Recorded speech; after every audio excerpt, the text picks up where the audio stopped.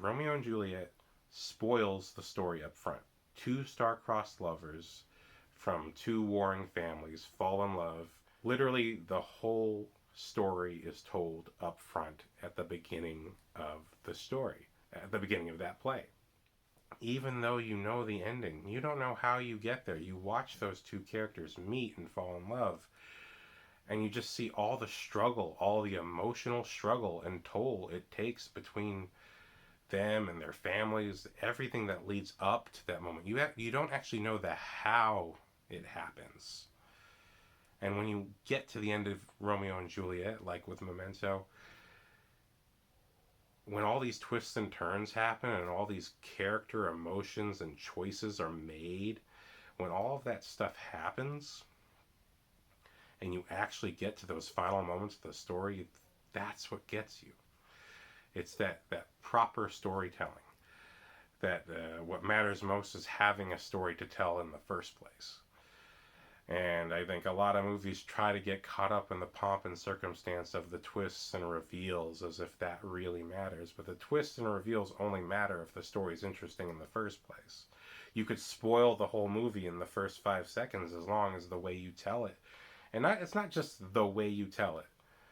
Because, Spider-Man No Way Home is well told, but there's not really a quality story going on there. It's a very superficial. All of these Tom Holland movies are very well told and well made, but there's not a good core story there. So it doesn't really matter. It's kind of just a filler. And I mean, no offense to Tom Holland or Marvel, but that is the experience of what you're getting, the popcorn, but you're not really getting any real meat. The Tobey Maguire movies were all meat. They were all storytelling. Everything that happened was about getting that character to transform and turn and change by the end of that movie. So again, that's what the strength is of Christopher Nolan as a storyteller, is that he understands these principles.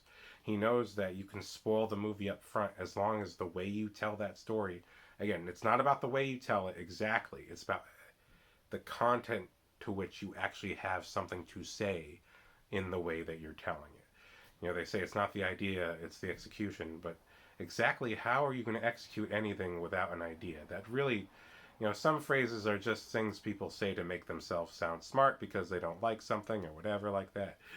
But the truth is, it really is about having a good core concept in the first place that generates your execution. Because the core concept here was to tell this riveting story about a man with all these issues, but to also tell it in a way that gets the audience to experience it. You see, the idea is what generates the execution. And that is what Memento exemplifies. Memento exemplifies it in the exact same way as William Shakespeare's Romeo and Juliet. Or for me, William and Shakespeare's Romeo plus Juliet, because that's how I was introduced to that story. Thank you, Leo. Thank you, Claire.